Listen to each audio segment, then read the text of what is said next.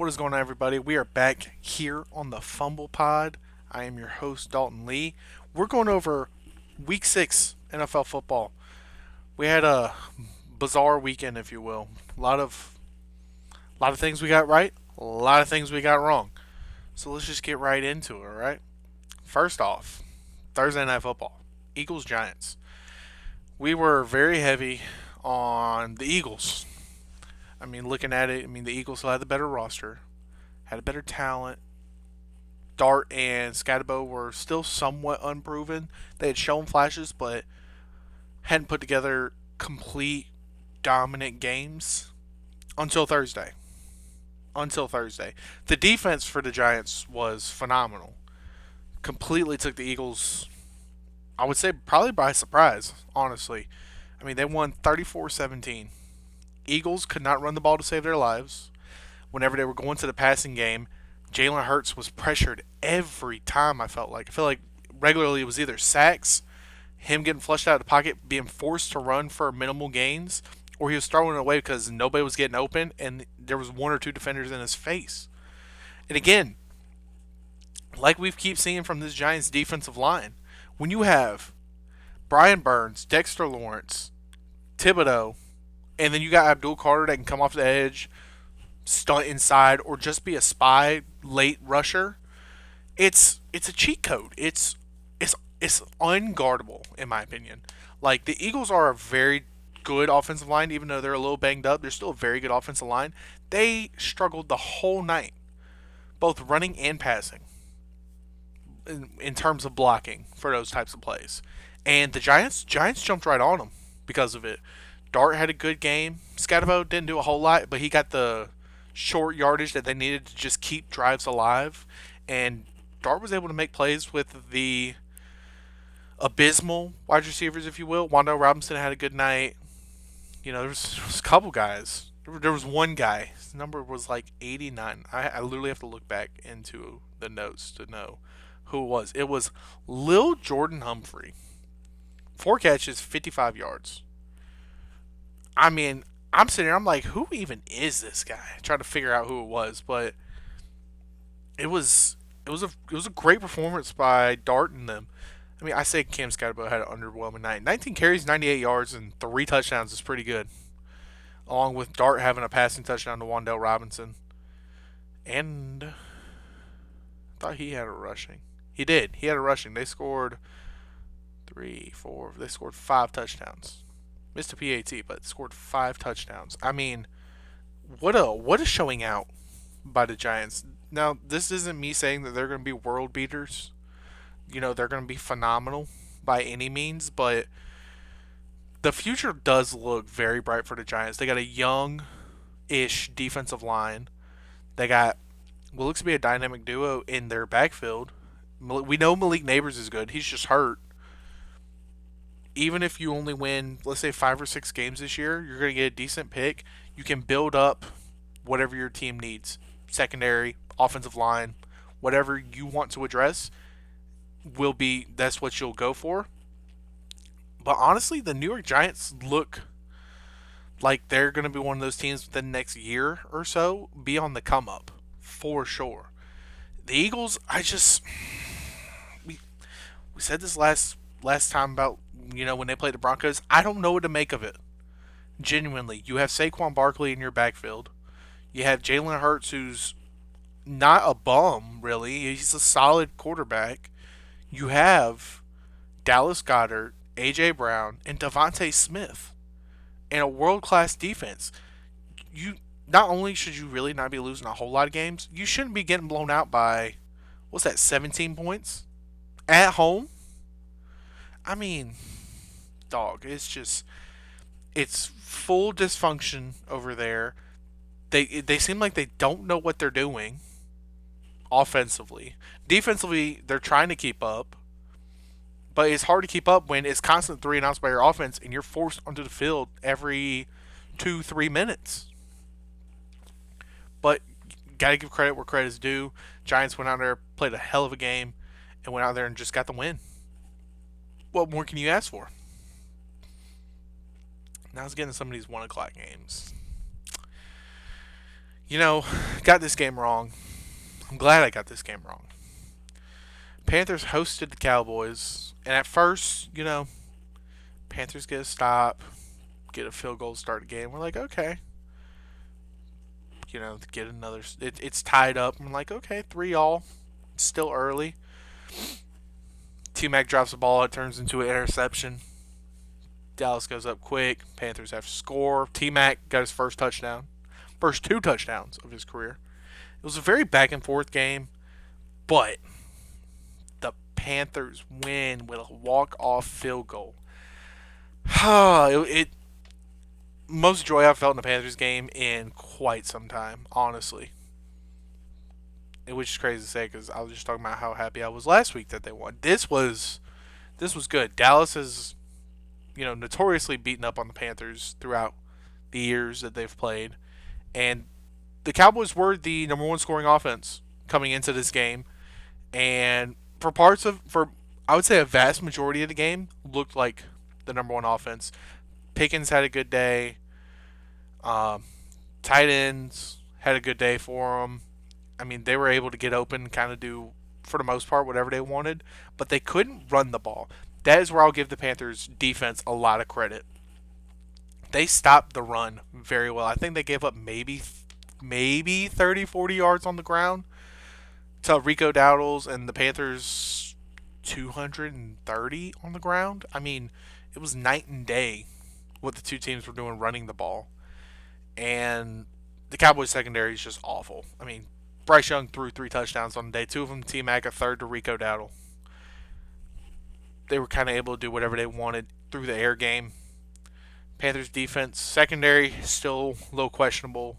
They're not getting a whole lot of pressure on the quarterback, but when you're stopping the run and forcing third and longs, it helps get the couple stops that you need in a game like this. But honestly, after the tip drill pick that the Cowboys got, Panthers played great on offense. Very efficient, no turnovers. Bryce Young still looking sharp. I mean, Panthers 500, and we're halfway through October, and they're 500. I can't complain. Can't complain at all. Now, as the Cowboys, what are you doing? What are you doing? You were on your high horse last week after you'd beaten up on the Jets. You come into the bank, you lose at the bank, and honestly, really wasn't even Dak Prescott's fault. Dak Prescott had a really good day. George Pickens had a really good day. This really kind of comes down to, I think, the play calling at times. It was tied 27-all, and the Cowboys had the ball. And first two plays back to back with like 6 minutes left in the game. First was a screen that gets sniffed out. You lose 3 yards on it. The next play is, I don't even know what they called, but Dak throws the check down to the same area that the screen was just called, and you lose another 4 or 5. So then you're in third and long. You pick up a couple yards, but you end up punting, and then the Panthers are able to take that and burn the rest of the clock and win the game. I don't. It's just, it kind of blows my mind. It's like, why are you calling screens? You've been very effective when it's come to, I don't want to say deep shots, but when you're getting in that intermediate 5 to 8 yard range, it's been very efficient for y'all for the most part. Didn't even go to it. I don't think Dak's the issue. I don't think George Pickens is the issue. I don't think really CD was the biggest issue. I really do think it's the play calling at times on offense and that defense. That defense very seldomly gets stops. I understand they got the turnover, but that turnover was kind of gifted to them. It was a drop that tip drilled up, fell into the safety's lap. I understand you still got to catch it to make it a turnover, but it wasn't like it was a bad throw by Bryce. Hit T Mac right in the chest. It just went up off of him. If you're the Cowboys, you got to address that defense because with the way Dak's been playing, George Pickens and his CD's only going to come back and be healthy. The offense is good enough to compete. It's just the defense is nowhere close ready to compete. Like, yeah, the offense is scoring 35 plus a game, but I think they're averaging 30.2 a game, but the defense is allowing 30.8. So obviously, it's never good for your defense to be allowing more points than you scored. That means losses. And this game proved it. I mean, a lot of people say, oh, the Cowboys scored 27 or more on the Panthers, they're winning. Yeah, but They let Panthers score 30. You know what I mean? So, it is what it is. I'm taking the win. Panthers are 500. They get to play the Jets next week. I like those odds. Be a game over 500. It's a great time to be alive. Cowboys, gotta get that defense together, man. You really do. And then the other 1 o'clock game that we talked about, because a lot of other ones weren't really noteworthy. I want to touch on the Rams and Ravens only because Rams didn't look great at times. That Ravens defense actually looked somewhat solid this week, but when you're playing Cooper Rush and Snoop Huntley as your QB2 and QB3, you're not doing a whole lot of offense. And I mean, Rams were able to muster out a 17-3 win, especially with Puka getting hurt in this game, Devontae having a couple of drops. So it was really more of a bad game by the Rams, but they were still able to pull it out in the end and get the win in Baltimore. Nothing more you can really complain about there. And the 1 o'clock game I did want to talk about Seahawks Jags. We got this one wrong. I did take the Jags. I thought the Jags were ready to make that leap to show that they were arguably one of the better teams in the AFC South, and I was wrong. Seahawks jumped on them early. It was, I think, at one point like 20-6, 20-7. No, it was 20-6, and Sam Darnold, Jackson Smith, Njigba, they got a really good connection, man. Jackson Smith Njigba is on pace to be the best wide receiver in the league this year, which I can't argue with the way he's running routes, coming down with almost every pass thrown his way. I can't I can't argue with it, and I think we're finally getting to see his talent because this is probably the best quarterback he's played with in his career in the NFL, and it's starting to work in Seattle. The run game has still been a little slow to catch up, but if that run game can be more consistent and get going, Seattle's looking really good in a really competitive division between them, the Rams, and the 49ers, who played at 4 o'clock. We'll talk about them in a minute. If I'm the Jags, you can't be getting off slow starts because you had 6 points going into the fourth quarter. You put together a really good drive to start the fourth quarter to get it to within a score. Got the ball back, had another solid drive, but then you just came away with no points. I think if the Jags are able to not start off as slow, they would have been a lot more competitive because the defense actually is kind of keeping them in. We're keeping them in this game. I understand Seattle jumped out to an early lead. They had 20 points at halftime, didn't score again. I mean, the Jaguars' defense has been somewhat for real. It's just now the offense has to do their part. We've seen the games where the defense is doing their part and the offense is doing their part. They turn around and beat the Chiefs in air or no, was it in Jacksonville? I think it was in Jacksonville. But still, beating the Chiefs is still a big deal. Gotta do what you gotta do. So we got it wrong. Seattle does look like, I would say they look like a playoff team right now. I wouldn't say they're one of the better playoff teams, but they look like a playoff team. Now we're getting to the 4 o'clock game. And we did get this one right. We had the 49ers play the Bucks, pick the Bucks. Bucks win 30-19. And I got to say right out of the gate, Emeka Ibuka might be on his way to being a top 5 wide receiver in the NFL. I understand he got hurt in this game, but Emeka Ibuka kind of just comes down with everything as well. Again, Ohio State wide receivers, man, they're just so good in the pros. I mean, he was having a really good game. Kind of pulled the hammy. He's going to miss some time. But even with him going down, Mike Evans not playing, Chris Godwin playing, Bucky Irvin's still out. Baker Mayfield, man. I mean, can we all agree that he is the front runner to being the MVP right now? I would say he's the front runner. Maybe not clear cut, but more people than not would say he is the front runner for a reason. He is putting this team on his back. He doesn't care about the amount of injuries. He doesn't care if his defense is playing a little lackadaisical at times. He's finding ways to win football games. Their only loss is to the Eagles, who jumped out to a 3-possession lead early and yet had a chance to tie it with 2 minutes left and just barely fell short of it. I mean, he's playing out of his mind. There was one play, it was third and long. should have been sacked. He breaks two tackles, runs for the first down. I think he picked up 15 yards on third and long to get the first down to keep a drive alive when it was still close. And what that drive turned into? Points to push the lead up, basically kind of in the game. I mean, Baker's just insane. Insane. But he couldn't entirely do it by himself. The defense is also playing really good. Todd Bowles is calling up great blitz packages at the right times, making Mac Jones look silly, which for the most part Mac Jones has looked solid. Even in this game at times looked very good. But there was just a handful of plays where Todd Bowles would call up the right defensive play, right blitz combination, get home to get Jones, or force him to throw it early, turn into turnovers, so on and so forth. I mean, the Bucks are looking to be in prime position to be the best team in the NFC right now, especially after what occurred in the next game we'll talk about. It's just they're playing out of their mind. 49ers, I still wouldn't stress. You're still hurt. Arguably one of the most hurt teams in the league. But you do got to get healthy and you do got to figure it out because your division is only going to get stronger with the Seahawks starting to figure out how to play, the Rams mustering out wins. Right now it's a three-man race in that division. And you were the team that had the early lead. Now everybody's tied up with you. It's looking interesting in the NFC West.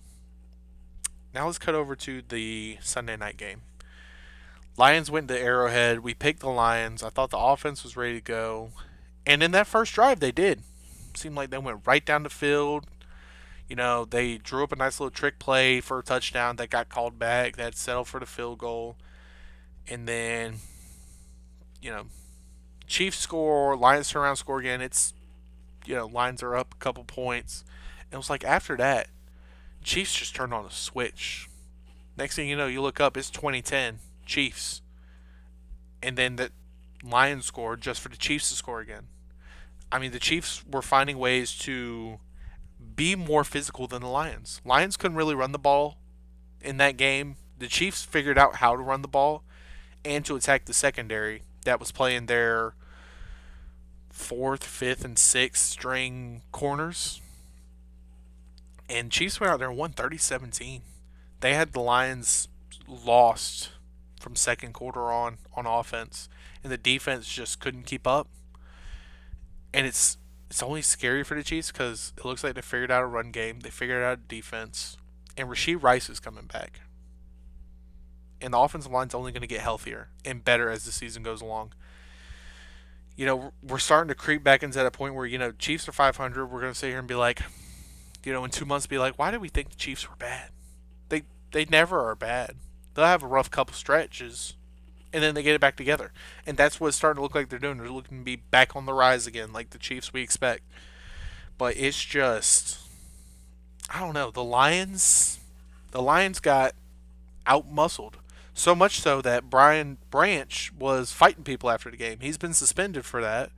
Fought Juju Smith-Schuster after the game with helmets on. It was a weird position.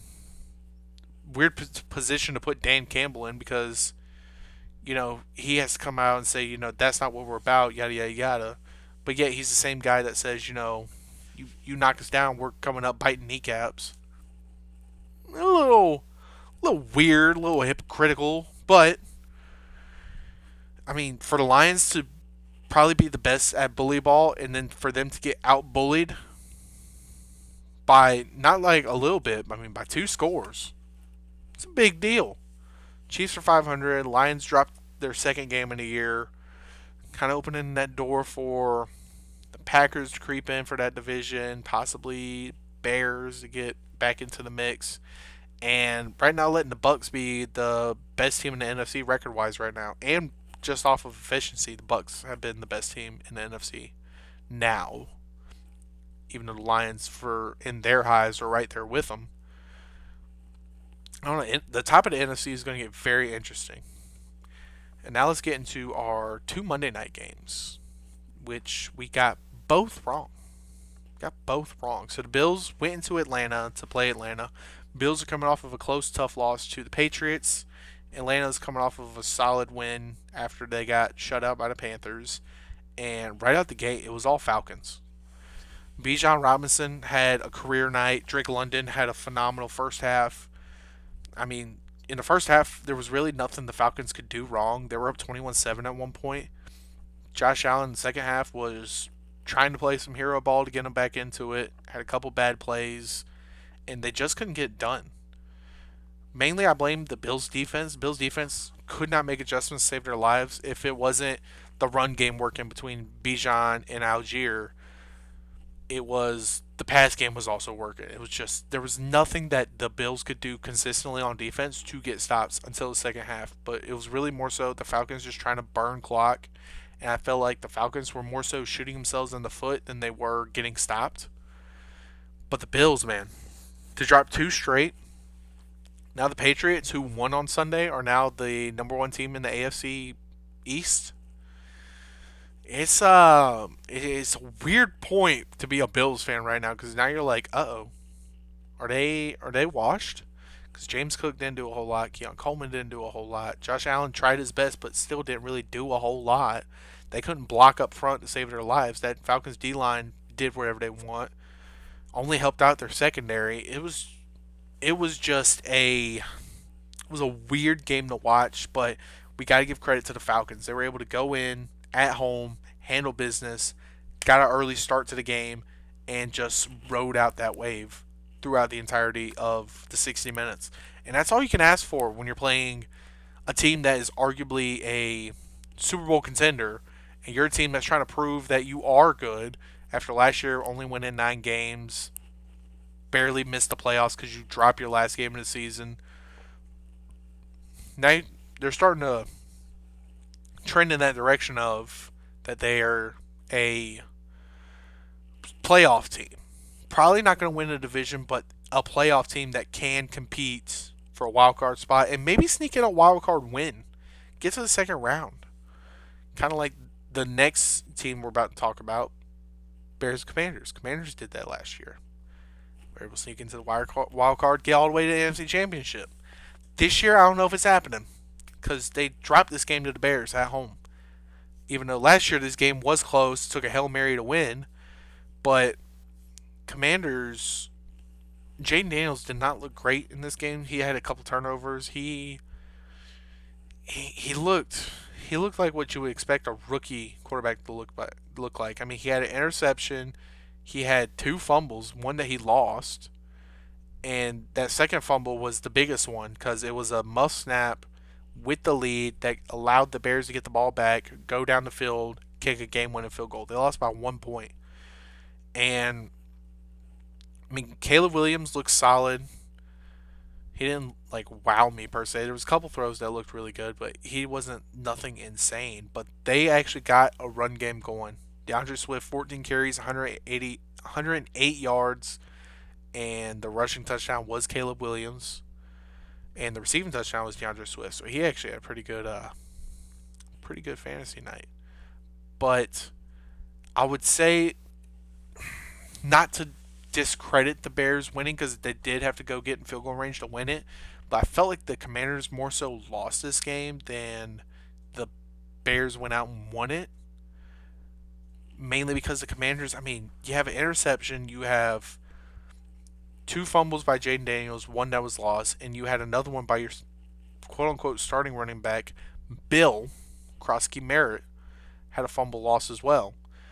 But even still, Jaden Daniels put up 3 touchdowns. They had a decent running attack for the most part, but their defense really couldn't get a stop. Majority of the night, the only times they were able to get a stop was really when the Bears were shooting themselves in the foot.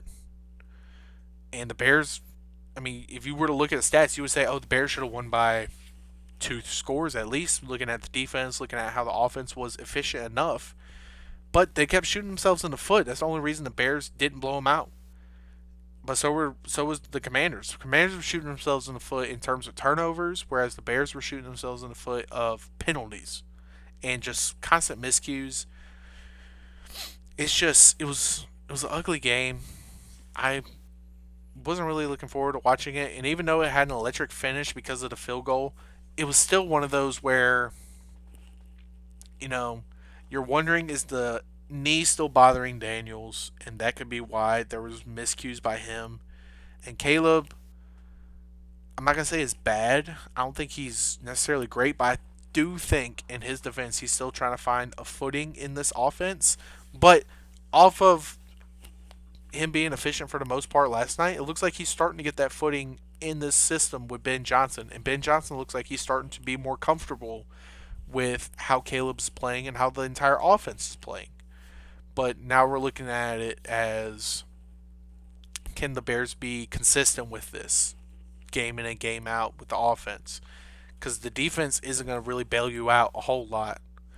They didn't really bail them out tonight. It was more so the fact of the Commanders kind of just tossed them a chance to win it, and they went out and got it with a late field goal. So if I'm the Commanders, I would be worried, especially when it comes to the health of Jaden Daniels. Is he fully healthy? Is he ready to be back and be the guy that he was last year to help this team? Because that defense is nowhere close to how they were playing last year. They weren't great defensively last year, but they're even worse this year. And I'll blame a lot of that because they do have one of the older defenses in the league, mainly Bobby Wagner. He can't cover a blade of grass. But it's just how it is. They're going to have to build up a younger defense that can ball out. And with the Bears, you got to figure out your defense. The offense looks like it's starting to get things going, but if your defense isn't getting stops, you're just going to be the NFC North of the Cowboys at this point. Not saying Caleb Williams is MVP, but they look to be more efficient than what they had been last year and early parts of this year. But that's all I got this week. A lot of these were more cut and dry. I mean, the only other thing I'd really want to touch on is the Titans lost again. They're 1-5, and they fired Brian Callahan, which I don't disagree with, but I don't agree with either. Just because I don't think they have great personnel. So them going to a 1-5 start, I don't know if you can entirely blame on the head coach, but they're gonna blame the head coach before they're gonna blame anybody else. So it's a tough situation for the Titans right now.